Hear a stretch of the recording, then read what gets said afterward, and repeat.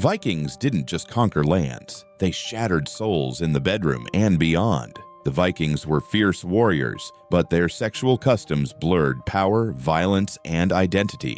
In Norse culture, losing dominance wasn't just shameful, it could be deadly. My baby! My baby! My baby!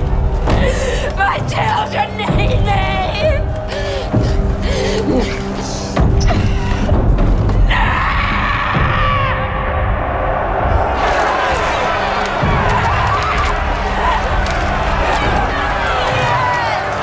In Viking society, sex wasn't about intimacy, it was about dominance. The rules were brutal and unspoken: penetrate or be destroyed. The man on top was respected, the one on the bottom stripped of honor and humanity. Being called orgy, or sexually submissive, was more than an insult. It was a legal death sentence. If someone accused you of being orgy, you had every right to kill them on the spot.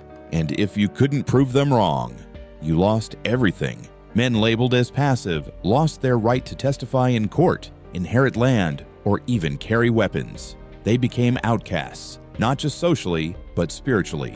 This fear of emasculation ran so deep that entire blood feuds started over whispered insults. In the saga of Burnt and Jarl, a sexual taunt led to a chain of killings that wiped out entire families. For Vikings, masculinity was more than pride. It was survival. One wrong word could destroy your name for generations. And in a world where honor was everything, death was sometimes a more merciful fate. But Vikings didn't just protect their dominance, they used sex to destroy others. Conquest wasn't complete until the enemy was broken mentally, physically, and sexually.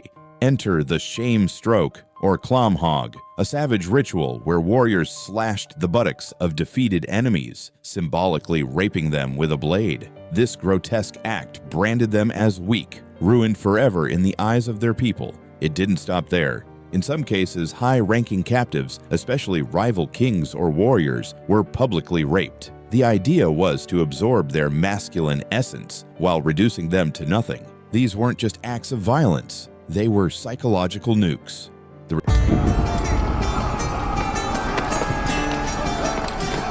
result? Many victims killed themselves before word spread of what had happened. Entire communities surrendered at the first sight of Viking sails, terrified of what awaited them if they resisted. To the Vikings, terror was a weapon, and nothing struck fear deeper than the thought of sexual humiliation that lingered long after the swords were sheathed. But it wasn't just enemies who were subjected to sexual control. Even love and marriage in Viking culture were wrapped in disturbing displays of dominance, public scrutiny, and ritualized humiliation. Forget romance. Viking weddings were raw, transactional, and terrifying. The wedding night wasn't private. It was a public event meant to prove one thing: the bride had been penetrated. Families often stood outside, or in some cases, inside, to witness consummation. In Grettir's saga, it's casually mentioned that relatives like Uncle Mike watched to make sure the deed was done. Before the act, a symbolic ritual took place. A hammer, representing Thor's divine power and male virility, was placed in the bride's lap to bless her womb.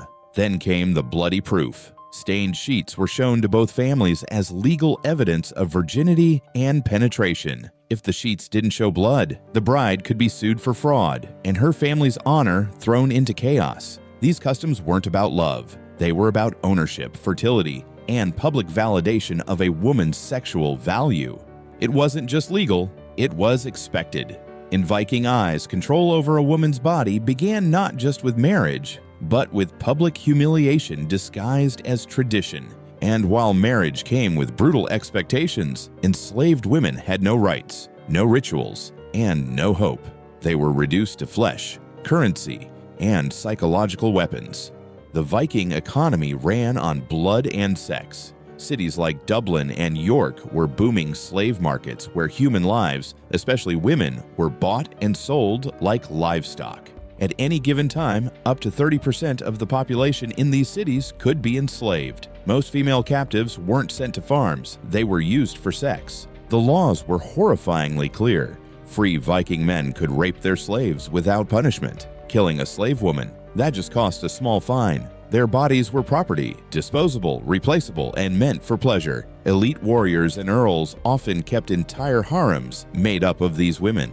In the Vikinga saga, such harems are mentioned casually, as if they were just another part of life. But the terror didn't end with the victims. Towns across Europe surrendered not just to avoid bloodshed, but to avoid the fate of their women. The psychological toll of knowing what was coming made resistance nearly impossible. Vikings didn't just enslave bodies, they enslaved the mind. And for every woman dragged into this brutal system, dozens more bent the knee to avoid becoming the next victim. Even in death, Viking sexuality didn't stop.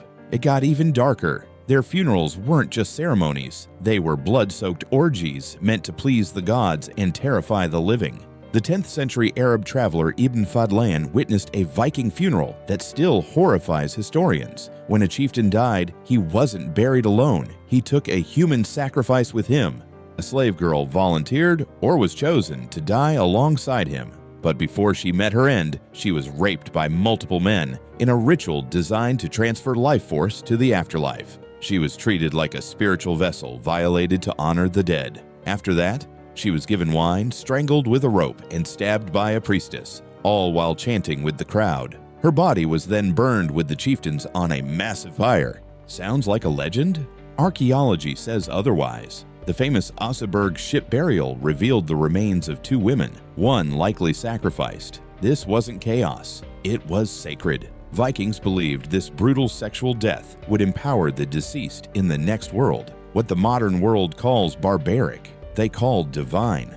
But Viking women weren't just victims or sacrifices. Some held power and used it to enforce the very brutality they survived. Free Viking women had surprising rights, but that didn't mean they were gentle. In some ways, they upheld the same violence that ruled male Viking culture. Unlike in much of medieval Europe, women could divorce their husbands, and one valid reason: bad sex.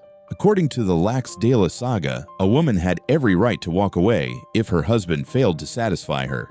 They also held land, ran businesses, and had deep-minded politics. One of the most powerful figures in Viking history, Un the Deep-Minded, led her clan across the sea and built a thriving settlement. Then there are the legendary Shield Maidens.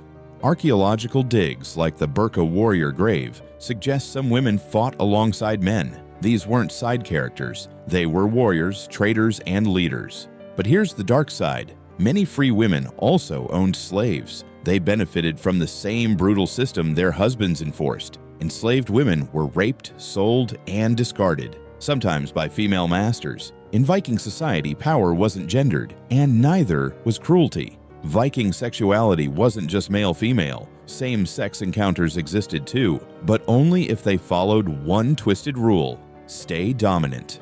In the Viking world, homosexuality wasn't criminal, but being submissive was.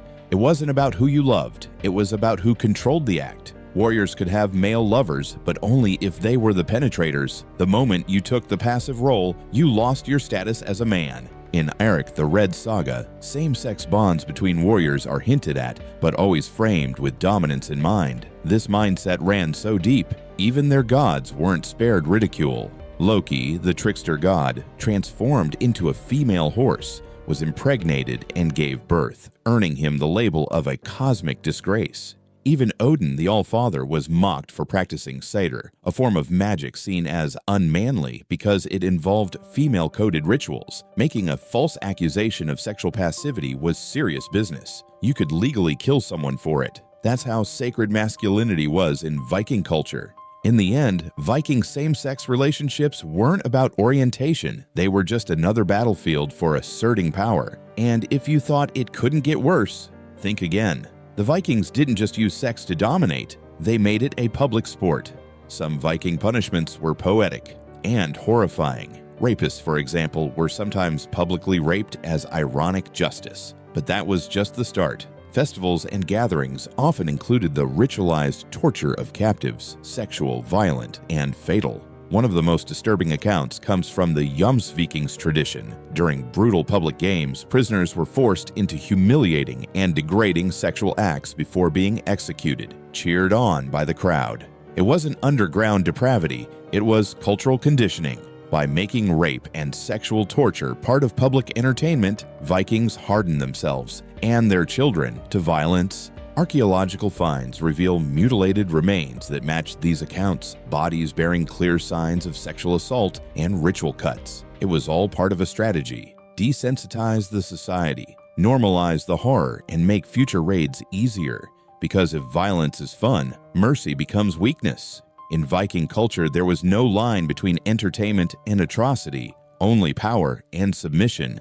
The Vikings' sexual practices were calculated tools of terror, dominance, and control. Their rituals, from funeral orgies to legalized rape, reveal a society where violence and pleasure were inseparable. While some aspects are debated, the evidence proves one thing: Viking sexuality wasn't about love. It was about power in its most disturbing form.